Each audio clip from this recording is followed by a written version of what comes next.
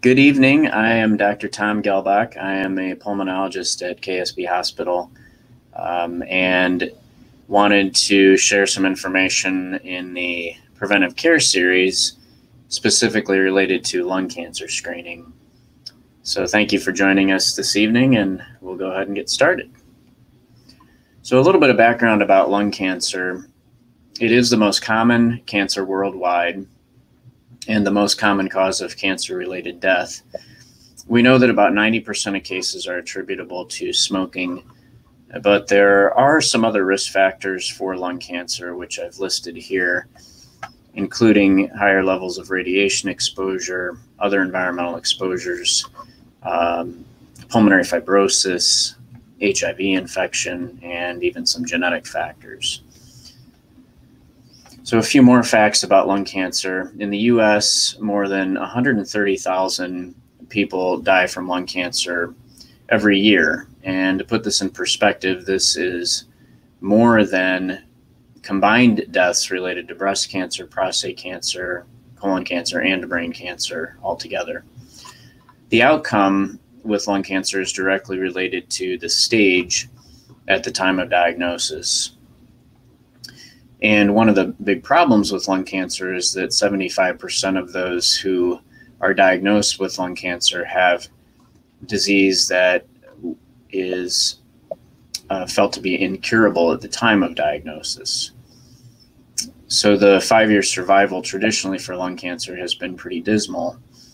The other issue with lung cancer that I think has been a problem is the stigmatization associated with it being mostly a smoking-related condition, and also kind of a sense of therapeutic nihilism because of the poor outcomes, meaning that it's a condition where sometimes patients and providers alike think that treatment won't work, or the treatment may be worse than the disease. So as I mentioned, one of the reasons lung cancer is so deadly is that 75% of patients who are diagnosed with lung cancer actually have symptoms at the time of diagnosis rather than it being found incidentally or accidentally. And the problem is that symptoms don't typically develop until it's locally advanced, or there are symptoms related to it spreading to other parts of the body, which is termed metastatic disease. So small lung cancers can hide in the lung very well and really not cause any symptoms until they become quite large. The other issue is that lung cancers tend to be biologically aggressive just by their very nature. And historically, we've really not had an effective means of screening or early detection. So the good news is that all of that really has changed, and lung cancer screening now has become actually a recommended screening test by the United States Preventative Services Task Force, much like screening for other types of cancer that we've been doing for many years. And we have seen now that annual low-dose CT screening, or LDCT as I've abbreviated here, has been shown to save lives based on a huge trial of well over 50,000 people that was done about 10 years ago.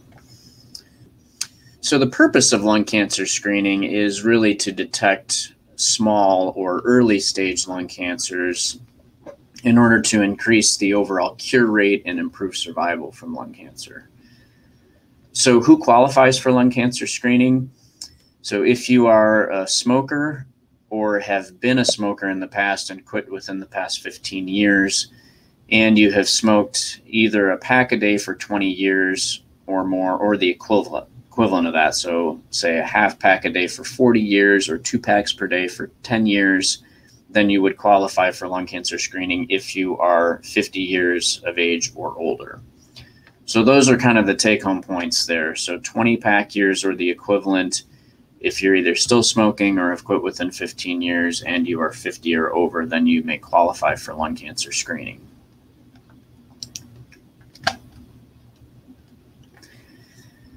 So lung cancer screening does have some associated risks that we need to understand.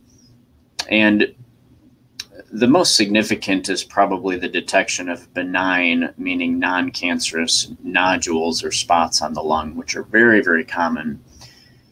And we expect that about a quarter of low-dose CT scan results will actually be abnormal, most commonly because of small spots or nodules, most of which are not cancer and will not turn into cancer.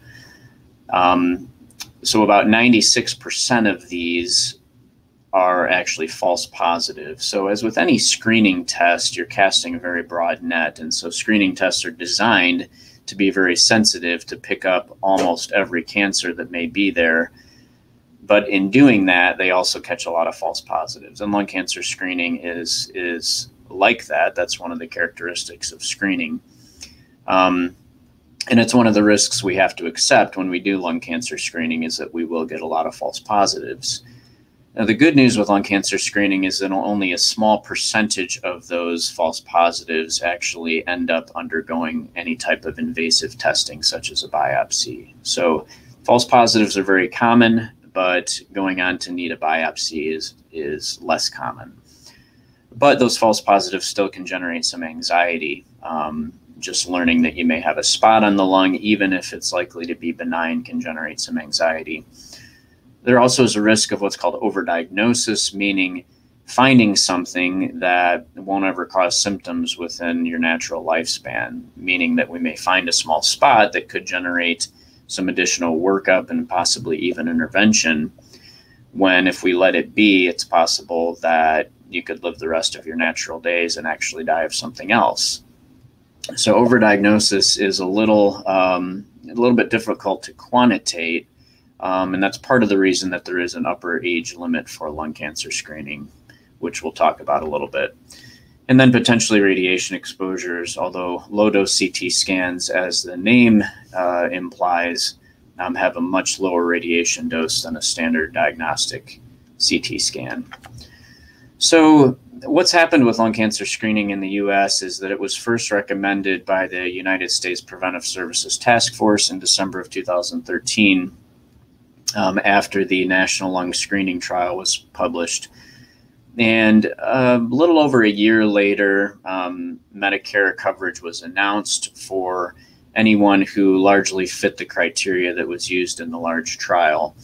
So being over 55 up to 77, being a current smoker or having quit within 15 years, and having at least 30 pack years of total smoking history, as well as a written order from your healthcare provider. So when this first came out in 2015, it was largely being done at larger and academic facilities. And then over the next several years, it became more widespread. And we were able to launch a lung cancer screening program by the summer of 2019, which was a really exciting time to be able to offer this in Dixon. In March of 2021, then, the criteria were actually expanded based on additional data, and the age criterion was lowered from 55 to 50, and the pack year threshold was lowered from 30 to 20. So the current criteria for lung cancer screening are you have to be 50 and you have to have at least 20 pack years of smoking history, and either be a current smoker or have quit in the past 15 years. So in summary, lung cancer screening is something that is recommended now by most professional societies, including the U.S. Preventative Services Task Force. And because of that, it's covered by most insurance plans, including Medicare, for anyone who is a current or former smoker within the past 15 years who is 50 or over. So that's really the take-home message here. If you or your loved ones are smokers or have been and are 50 or over, you should really consider getting a low-dose CT for lung cancer screening. We do have a screening program here at KSB since 2019. It's something you need to talk with your healthcare provider about. And it's not the kind of thing you can just walk in and just have done without an order. It requires what's called shared decision making, meaning your healthcare provider needs to sit down and talk with you about what screening is, what are the risks, what are the benefits, and then they need to place an order for the low-dose CT to be done. But I think you'll find your providers are definitely willing to do this, and really want to get as many people on board with screening as possible to try to save as many lives as we can from lung cancer, which can be so devastating. And the other point I would make is that smoking cessation still is the most effective intervention to reduce lung cancer risk.